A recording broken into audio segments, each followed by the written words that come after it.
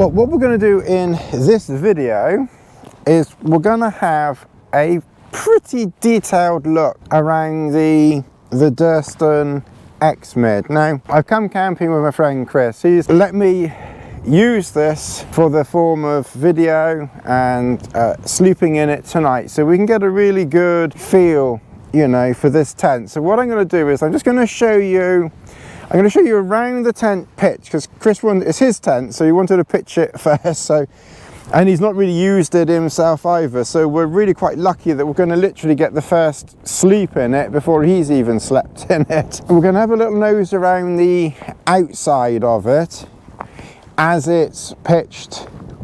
Realistically, you need a minimum of 6 pegs.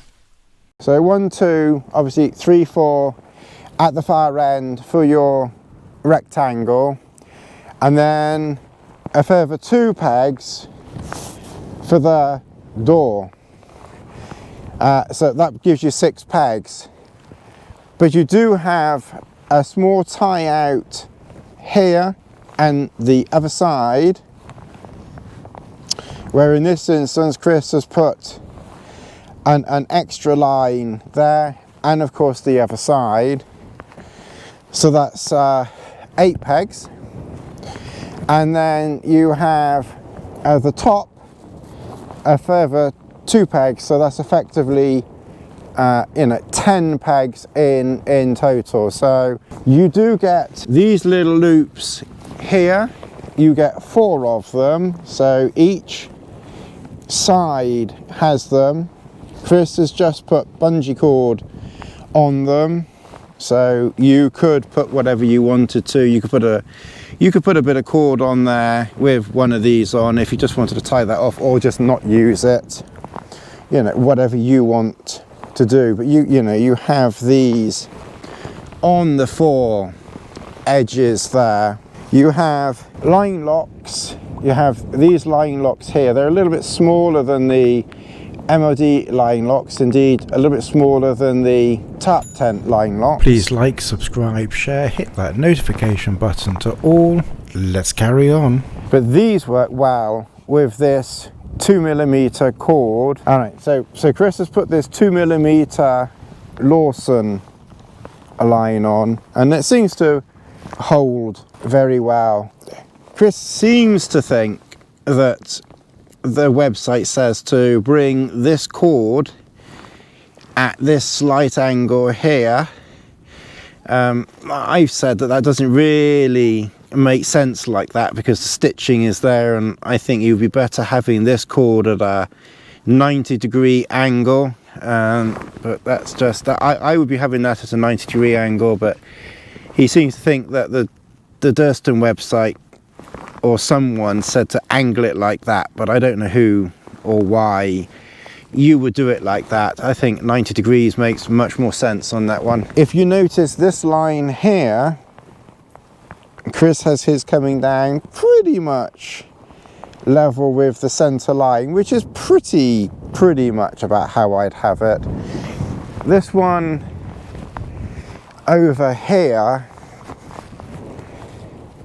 I've got coming down, you know, at about a 5 or 10 degree coming in just this way, just so they kind of pull better. I don't know whether that really makes much difference. The line locks seem good, and I must admit, I think if tarp tent used these line locks, I think the 2mm cord would be fine. But I still think on the tarp tent, using the line locks that MLD uses, I think his lines are too thin on tarp tent. But that's an opinion, and we all have those. We can open up. In fact, I'll open up the zip on the other side, so we're downwind. You have a clip down here, and this is a waterproof zip, and this is obviously inside. If you didn't use an inner, and you don't have to use an inner, most people probably would use an inner. You've got, you know, I'm squat down, we've got quite a bit of room in here. I mean, my first feelings And I will do more videos, you know, comparing exactly. I personally don't think it feels any bigger or better than the Duo Mid. Just, we will do a direct comparison video tomorrow. It feels smaller in, I mean, it feels smaller in here. Obviously the zip does up there. You've got those clips down there, which you need to be using. This one I've put in, and I kind of put it more at a slight 90-degree angle, but I would be keeping that at 90 degrees. You've got a vent here, and the vent has this kind of little pole thing there. That's quite clever. So that keeps that vent open, and then when you want to do it up, just put that inside, and then just do your Velcro up there. It's an odd thing with your two poles. It looks strange. I don't want to sound cruel, but it doesn't quite look as grandiose as that. But like I said, we will see. We're gonna get the inner in it, and then we have a million comments saying you haven't done that right. Probably. It almost looks like one of those bizarre, freaky funfair things. Yeah, the house that's always a wonky house. Well, good morning, everybody. Welcome to the Durston 1P. So this is the poly version. Now this is the interior. And it's not mine, I borrowed it with a friend who's camping with me, and I said to him, can I sleep in your tent tonight?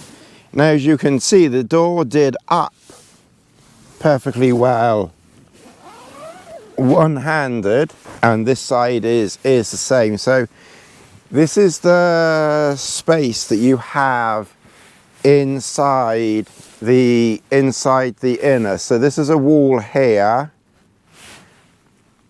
and this is a wall here. So my head is effectively brushing the wall there, which is fine. That's not a problem. I don't have a real problem with that. If I'm lying down lengthwise, you know, I've got quite a lot of room behind me here, but again, my head is quite close to the material. But again, you know, that's fine. That's the foot end down there. So you've got, remember, I'm about 5'8", and that's the end of this large thermarest mat there, and then you've still got, you know, that space there, and it's pretty much up against this side here. But I've got all of my, you know, a load of my stuff is in there. It's kind of like gone under the mat. But again, as long as there's nothing delicate there, that's fine. Because if anything, that's kind of helpful, raising the you know, the head end up a little bit. So you've got a window here, quite a big mesh panel here, and then like an opposing side mesh panel there. You have one pocket up there and another pocket up here, and I hung my gloves up there because they got damp yesterday. So this is your interior, you know, this is your interior space. Obviously you could, in theory, and if you're used to using a single wall tent, why not take this inner out completely, and you would have, you know, a lot more interior space in here, because obviously then your head wouldn't be anywhere near the outside walls. So if you're used to single skin tents and mids and tops and that type of thing, you know, then you could definitely do that. The door, it stayed done up very well. The interior door, that is, the interior door has like a bungee cord type system here that you basically you know, tie it into knots. So you just roll it and it rolls up fine. And I will admit, it mostly stayed in place. This little bit here maybe came down on me, you know, a little bit, but not too much. When I'm lying down, because I'm a left right hand side sleeper, or you know, leaner. So for me, this panel does get in the way, you know, a little bit. So it does mean that I have to sit up and just scoot forward a little bit to, you know, to reach my food and my cooking stuff. But again, that's not, you know, it's a little bit of an inconvenience, but it's really not much of an inconvenience. You know, it's like a 10% inconvenience, if that. It's nothing really. The doors, they do up well. There's a magnet here which clips on there. That is very good. The only thing is, the bottom part of the door does come undone, so that magnet clip could probably do with being a little bit lower down, so you don't get this flappy business going on here.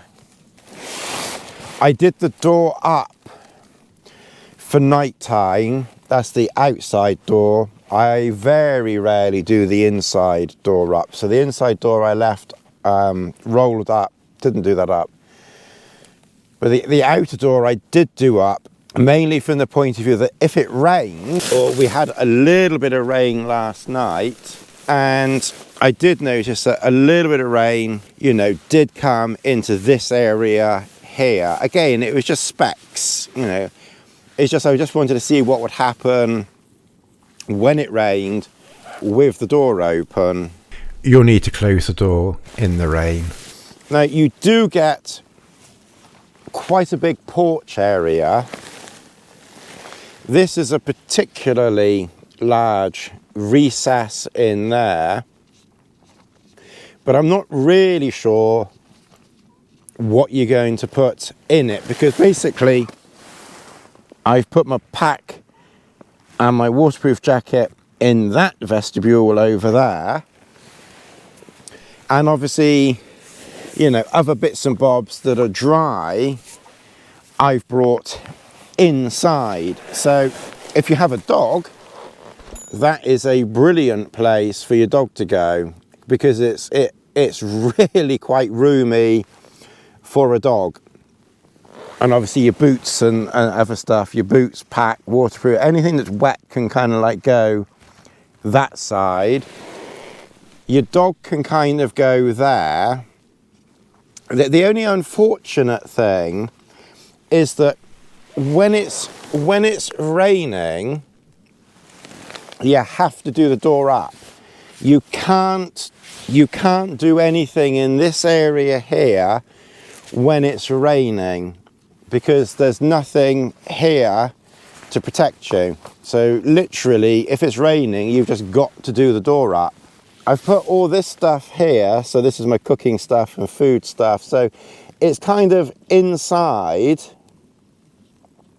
It's mostly inside there, but when the door's kind of like folded up properly, when it actually stays folded up, you know, so if it was designed like that to be folded properly and it stays like that, then all of this stuff, which is kind of like inside, it now becomes outside. So half of your kit, you know, is now outside. Now, obviously, all of this stuff you could put there. It's just I tend to put it there because it's just convenient to hand, and because I'm a right hand side sleeper, you know, I can get to the stuff here, food, water, fuel, more conveniently here than if it's over there. I got to get up and exert myself to go over to that area. So I tend to store stuff that I want to hand, you know, close to me. If you're a left-hand side sleeper, you kind of got this panel here in the way, so you still can't really get to this space. So if you're sleeping this side round, which I can't do, well, I could sleep this side, but I couldn't eat or drink or lean on this side. This is very uncomfortable for me. But if you were this side, then, you know, you're leaning on here and you can't get to anything there. But for me anyway, I'm just trying to give you some real world examples rather than just, this is the Durston, you know, this is the lightest tent in its class, you know, this is that. You know, I'm trying to just give you some real world, you know, examples, having slept in it, you know, for one night. So, you know, take what you will from someone who's only slept in it one night, as opposed to people who you know, had it for a year or more and have crossed Alaska in it, or whatever they say they've done. So it's kind of, I like it a lot, and I think if you're looking for a lightweight tent, then it's certainly worth looking at. It's kind of an oddity in a way, but it was comfortable. It was relatively easy to pitch. Right, those that know me very well, you will excuse the sudden break at this point. I filmed so much of this shelter and this shelter versus the Duo Mid that I'm going to have to break it down into bite-size segments, otherwise it's just going to be too much in one go. So this is kind of like part one, as it were, of probably at least 3 parts, you know, regarding this shelter by itself, pitching this shelter and this shelter and the Duo Mid. Obviously, as always, if you have enjoyed this video and you have got this far, particularly you have helped this channel, and I thank you very, very much indeed, and I will see you in the next video.